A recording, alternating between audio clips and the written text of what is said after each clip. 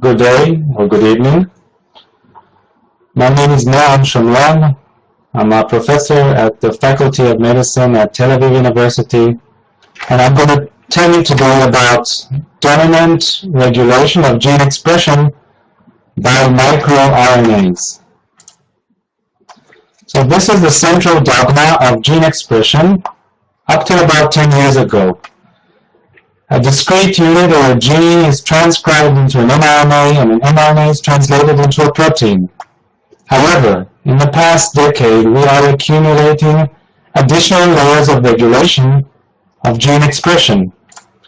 So one layer is small non-coding RNAs that are expressed. They do not code for genes. They do not code for proteins.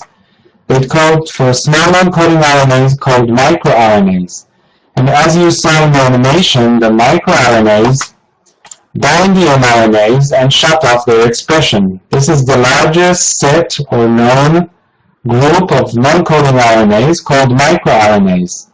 In our cell, we have other sets of non-coding RNAs expressed from the genome. And the key numbers here are 3% and 70%. So 3% of our genome codes for protein coding genes.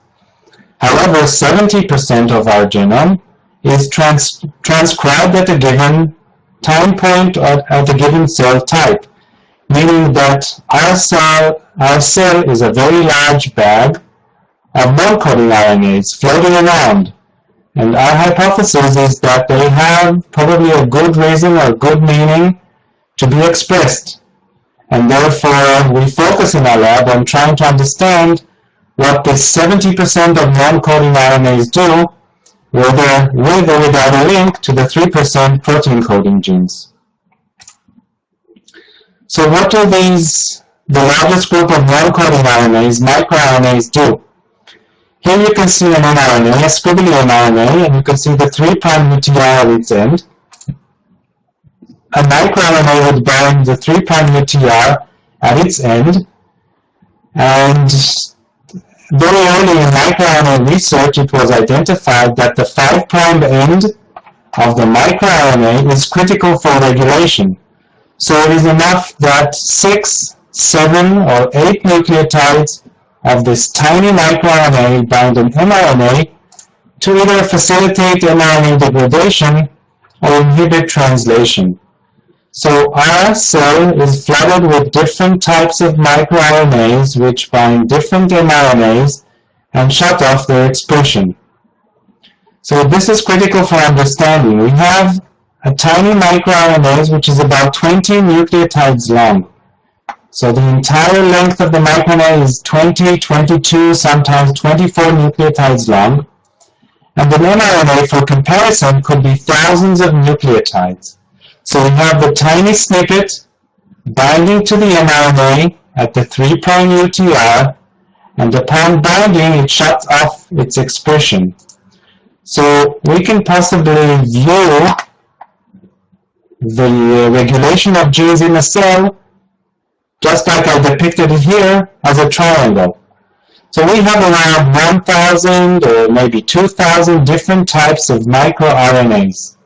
And we have around 25,000 genes. And since every microRNA only needs a tiny binding site of 6, 7, or 8 nucleotides, each microRNA could bind tens or sometimes hundreds of mRNA targets.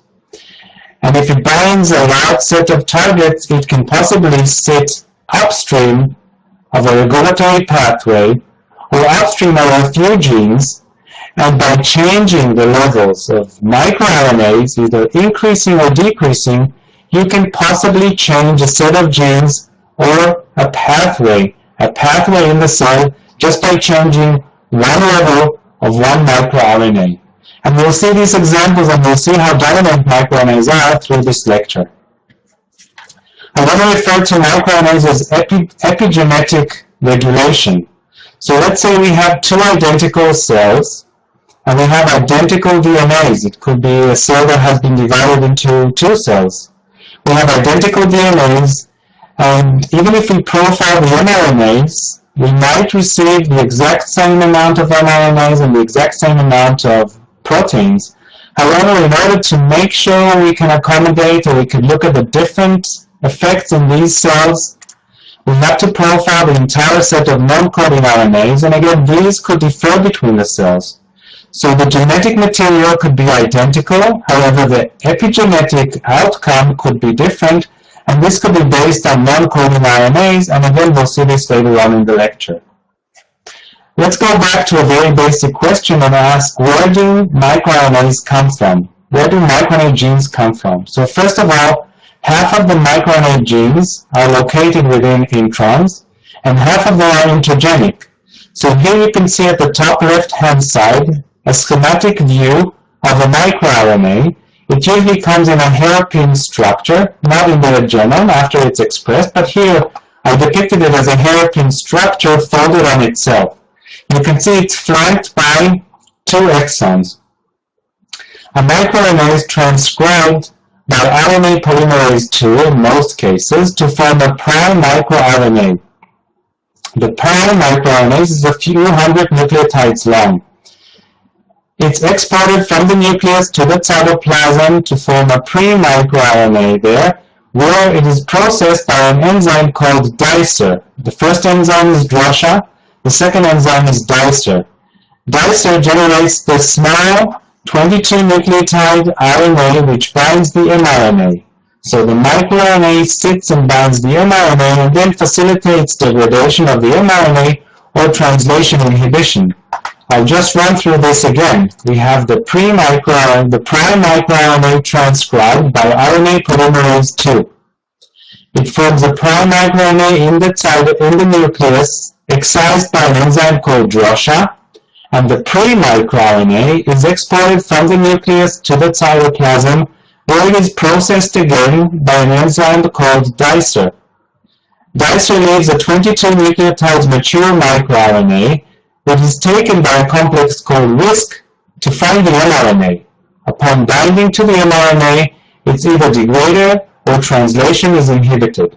You can imagine the microRNA like a tiny zipper, zipping up the mRNA, and once 6, 7, or 8 nucleotides are bound, you understand that this is enough in order to depict, or in order to label this mRNA a potential target of the microRNA, and send it for degradation or just stop translation.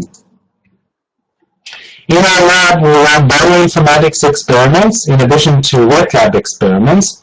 And what we did, we took all the sets of known microRNAs and we ran it across against all the known genomes, all the different organisms. And once we found particular hits, like you see here, we retrieved these sequences with flanking regions, with flanking nucleotides on both ends. And after receiving all these sequences, we wanted to make sure that we're looking at genuine or real microRNAs, so we filtered for different parameters of microRNAs, such as the folding energies, the base pair, and the alignments. Here you can see again a schematic view of a hairpin structure we expect to see of a microRNA. In order to make this accessible and viewable by many researchers, we set up a web server called miRviewer. So here you can actually fly over the microRNA world and figure out or very easily see which microRNAs are highly conserved and which ones are less conserved. So on the x-axis here, there are 3 nucleotides, 3 letters. Each 3 letters indicate a different organism. So along the x-axis, we have the different organisms, and if you enter the website, you will see that we have close to 50 different organisms. And on the y-axis, you have the different microRNA names.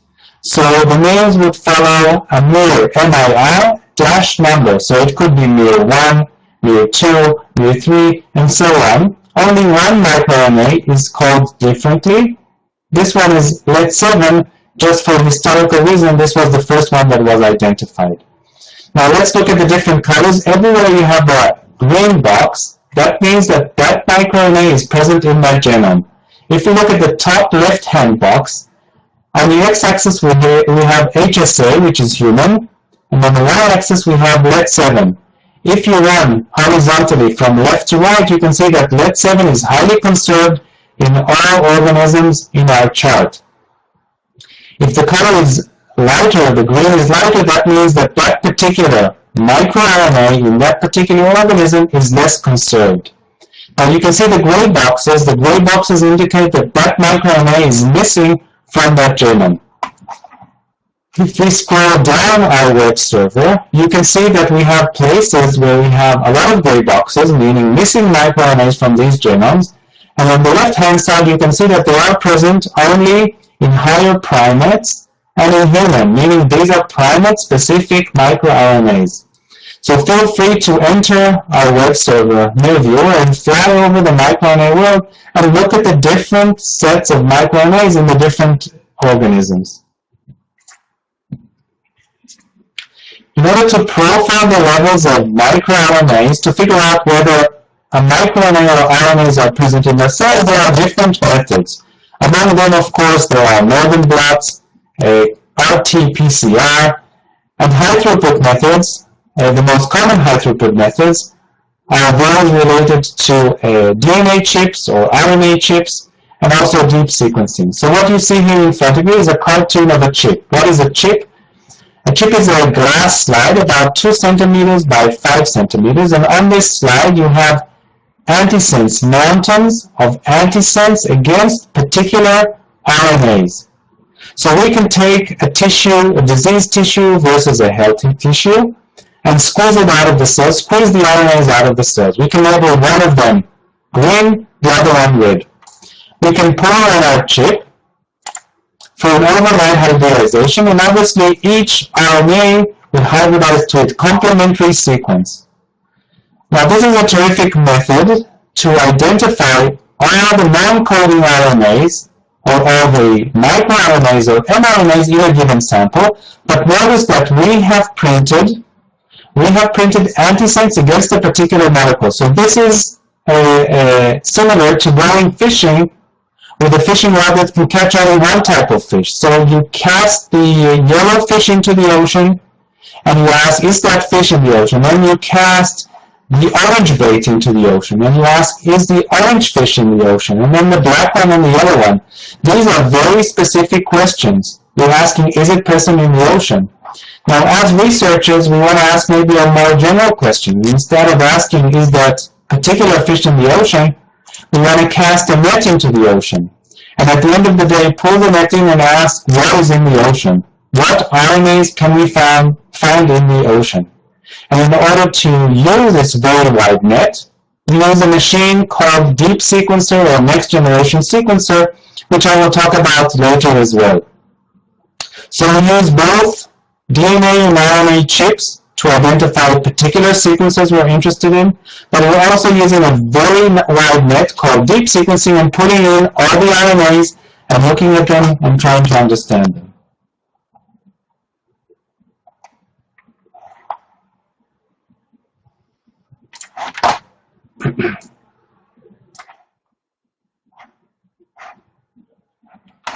I just received a comment that I'm speaking too loudly, so I reduced the microphone a bit. If you can't hear me, please let me know.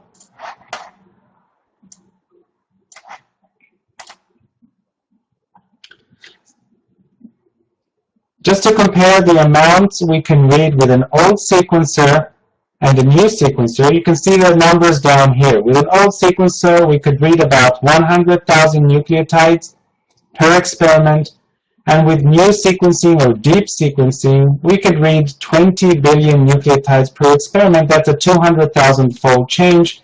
It brings us immense possibilities with new experiments, and we'll see this very soon with the different results I will show you. We use a very simple protocol for deep sequencing. We extract the RNAs from the cell. You can see the light blue. We add linkers on both ends.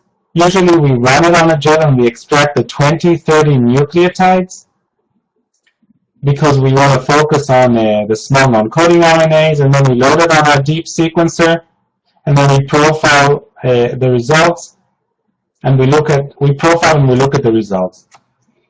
Now we receive massive amounts of information and data. In order to deal with all this information, we wrote a software called miRNA. which you can find online. The input of miRNA key is the output of the Illumina deep sequencing. And after you press submit down at the right-hand side and wait for a few hours, you will receive a tabular format of your results. This is an example of the results you will receive. If you look at the top left-hand corner, HSA miR21, so human miR21. Still, the background is strong. Okay, let me see if I can improve the microphone. Here, miR21 was read in one sample 750,000 times 811. And in the second sample, it was read 173,000 times 315. So you can comprehend here the massive amount of reads we can receive in each deep sequencing experiment. And our tool miRNA key can help you identify the fold change and the p-values for each of these fold changes. What we're doing now on miRviewer, on our homologous viewer online of microRNAs, we're adding additional data, and this is the expression data, the expression of not only is this microRNA present in that genome, but was it identified, was its expression identified in different tissues, and in what tissues and at what levels. Now, after a while working on microRNAs, miRNA key came out in 2010, we noticed that a lot of the non-coding RNAs are not microRNAs. In fact, only up to 50% of the non-coding RNAs in our experiments are microRNAs. And there's a large set of non-coding RNAs in our sample that we can still identify and probably receive valuable information from. So we wrote another tool that, of course, is available online called RNA, short for read and analyze.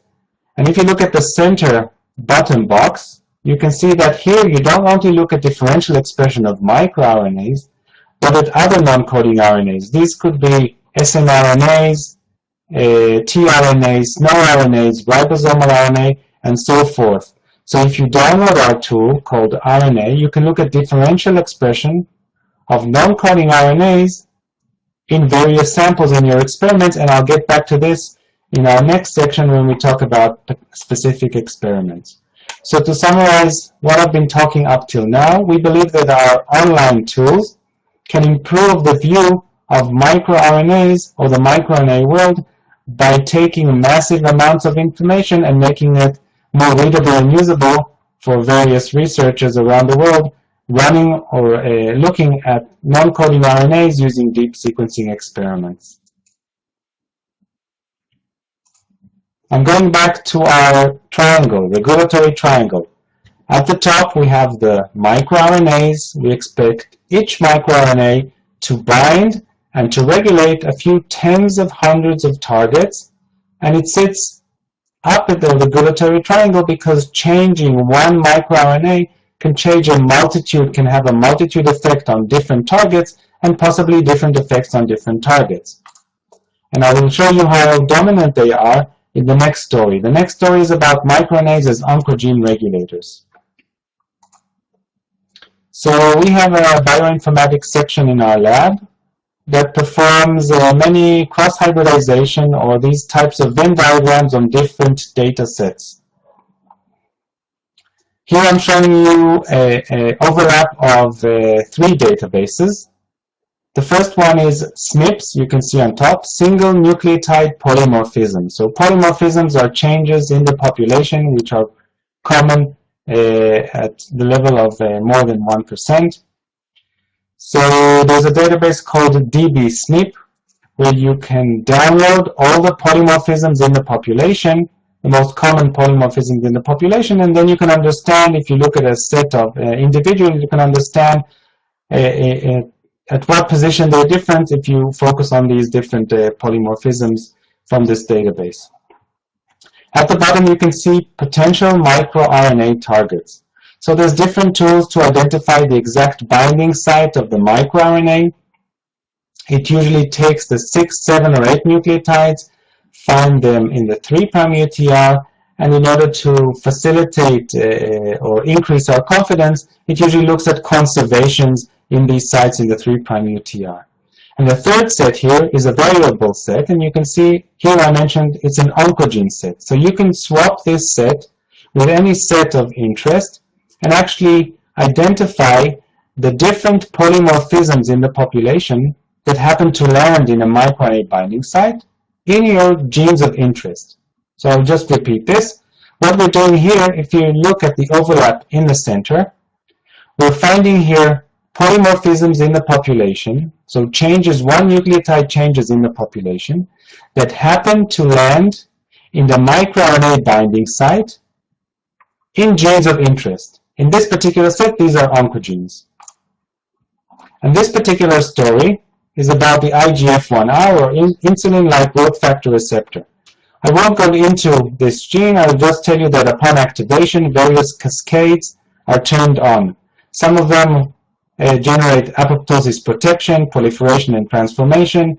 IGF1R gene is highly overexpressed in most malignant tissues, and it enhances cell survival.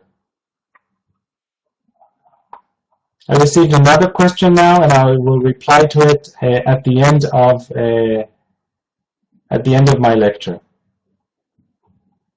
Just mentioned that microRNAs are highly dynamic. Their expression is highly dynamic. They can be upregulated or downregulated at various time points. So we're talking about the IGF1R receptor, a very important gene in cancer development. And I mentioned that we came to this gene because of the different overlapping data sets we looked at. This is a Kaplan-Meier plot we received from two physicians we work with, Professor Eitan Friedman and Professor Iris Parshak. What you can see here on the x-axis, you can see time scale in years. On the y-axis, you can see the fraction. Now here you can see a very clear separation. There's the red line and the blue line. The red line, the only difference between the red line and the blue line is one nucleotide change. One nucleotide change in the IGF1R gene. That means that we can go into the population and we can figure out the age at which BRCA mutation carriers were diagnosed with breast cancer by looking at this plot. If we encounter a woman or a female with a G in the IGF1R, we will know that 100% of these women will be diagnosed with breast cancer at the age of 46. If you look at the blue line, only 50% of the females with an A at this particular position will be diagnosed with breast cancer. So this is an extreme effect. Here you can see a very clear separation. If a particular woman has a G, 100% chances that she will be diagnosed with breast cancer by the age of 46, and only 50% with an A. Now, I'm not just showing you this, I'm showing you this because we came to this from our different Venn diagrams. This nucleotide change, either the G or the A, lands at the very specific site. A very specific site where a microRNA binds in the IGF1R gene. So if you have an A, that means the microRNA can bind it. If you have a G, the microRNA would be released. It cannot bind.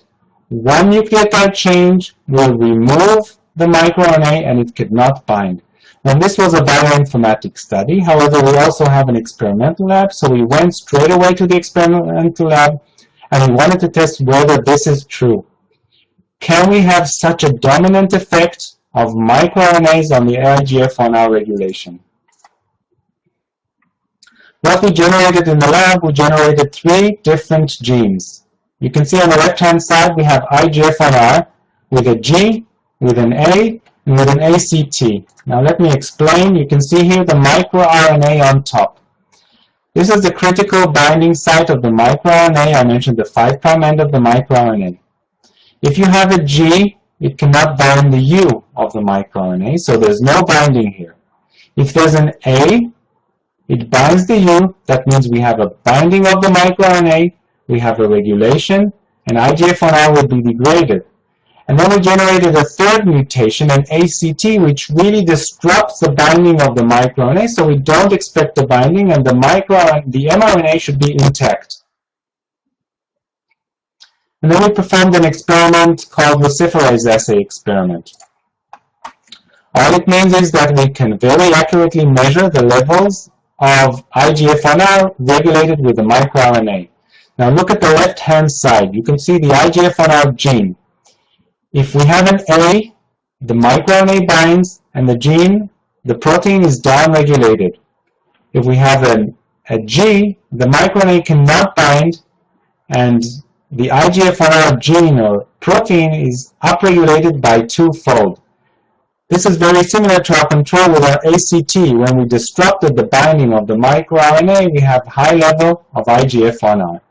So this really proves that one nucleotide change in the 3' UTR of IGF1R can abrogate the binding of the microRNA and can affect its expression. Now, we all know that you need a microRNA and an mRNA to be exactly at the same position at the same time for regulation. So what we did is we took the slides, the biopsies from these women, and we extracted the tumor tissue. We put it in one tube. And then we extracted the surrounding tissue and we put it in another tube. And we asked, what happens to the regulator? Are there different levels of regulators in the tumor tissue and in the surrounding tissue? And look at our results on the right-hand side. You can see that in the normal tissues, we have a very high level of microRNAs, the regulator. In the tumor tissue, we have a very low level of the microRNA. So what does it mean? It actually means that we have here a continuous battle or fight between the gene and the microRNA. We have an oncogene that really wants to be highly expressed. We have a microRNA that binds it and wants to shut it off. By changing one nucleotide in the 3' UTR of IGF1R, the microRNA cannot bind. If it doesn't bind, we have a high level of IGF1R. But that's not the only way that IGF1R can evade regulation. We can shut off miR-515. We can get rid of miR-515, like we see at the bottom right-hand side. If we remove the regulator, this is another method for IGF1R to be upregulated. So there's a dual effect here, changing 3' UTR or shutting off the regulator. And this is the summary shown here. MicroRNA targeting evading can take two routes: target mutations or microRNA silencing. And what we're trying to see now is the link between IGF1R and BRCA through P53 and SP1 as depicted here in the cartoon below. And again, I'm showing you the triangle. We have the triangle, we have the microRNA on top, potentially affecting a pathway. We had this in mind when we went to run various other experiments that I'll show you now.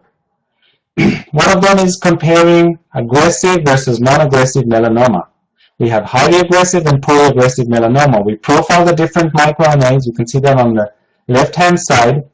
And then we took the most highly expressed microRNAs, 2 microRNAs, from the poorly aggressive. We took them and we transferred them to the highly aggressive. We're taking microRNAs from the poorly aggressive, transferring them to the highly aggressive. And here you can see on the right-hand side, we performed these experiments in mice. We inserted the tumors in mice. This was carried out together with Dr. Gal Markel from Sheba Medical Center. And we can reduce the highly aggressive to poorly aggressive by changing the level of microRNAs. You can see it here, reducing tumor volume by 40%, and overexpression of the microRNAs reduced the weight of the tumor by 50% as well. Another study is on papillary thyroid carcinoma. We've taken here recurrent versus non-recurrent papillary thyroid carcinoma. Just by looking at the different colors, you can see that we can segregate recurrence just by looking at the profiles of the microRNAs. And this has major clinical implications, because if you're in the high risk of recurrence, you will receive a different treatment compared to the non-recurrent papillary thyroid carcinoma. And the third study we recently conducted is on microRNAs in schizophrenia. This work was carried out together with Professor Ruth Navon from Tel Aviv University and Professor Akira Sawa from Johns Hopkins in Baltimore. So what Professor Akira Sawa and Johns Hopkins did is they took 20 schizophrenia patients and 20 matched controls. With local anesthesia, they took biopsies of the olfactory epithelium from the upper nasal cavity, 4 biopsies from the right nostrils, 4 biopsies from the left nostrils. This is carried out in a 5-minute procedure with local anesthesia. So they take the olfactory epithelium, which contains neurons in them, and these are the only neurons you can remove from a live patient or a human being without extensive operations. And the olfactory epithelium is very close, obviously, to neurons in our brains. And we thought this would be a very good window to possibly look at the differences, molecular differences, in schizophrenia patients versus controls. So Professor Akira Sawa and their lab, they grew the cells, and then they either sent us the cells or the RNA, and we performed the microRNA profiling. What we asked here is there a microRNA that is differentially expressed in live schizophrenia patients versus control that could be used eventually as a biomarkers to detect schizophrenia? And these are the results. You can see that 3 microRNAs stood out. miR-382 was upregulated about 2-fold with a significant p-value, and 2 microRNAs were reduced, 532 and 660, about 2-fold as well, significantly. So we were just amazed with the results. This was the first time that anyone found a molecular marker in olfactory epithelium for any brain disorder, let alone schizophrenia, which is very hard to detect. On the right-hand side, you can see the average fold change between the schizophrenia and control patients. However, we were very concerned that these results might not be genuine, so we kept on reading and trying to understand what these microRNAs do. So regarding to miR-382, its expression, it is highly expressed in brain tissues versus all other tissues. You can see 3 different data sets here showing high expression of miR-382 versus other tissues compared. It was also reported, miR-382, to be highly expressed in prefrontal cortex of schizophrenia patients in post-mortem samples. This was done after the death of the patients. So this was very encouraging, and we kept on reading and trying to understand what miR-382 does. When using our miRviewer website, and I mentioned this at the beginning of my lecture, you can see that miR-382 is exceptionally conserved. You can see the human sequences on top, and the mature microRNA is labeled in blue here. You can see that in more than 20 organisms, the microRNA is highly conserved, indicating its functionality in brain tissues or wherever it is expressed. Then we want to see where miR-382 is located or resides in the genome. So here you can see a snapshot of the UCSC genome browser. Everywhere there's a peak, that means that that region is conserved in the genome. You can see that miR-382 is located in a very tight cluster with several other microRNAs. You can see the bar on top shows you the scale of this cluster. So in 2000 nucleotide region, you have about 6 different microRNAs. Very interestingly, this particular cluster is imprinted in schizophrenia as well. And this is the region where our miR-382, our highly conserved miR-382, is located.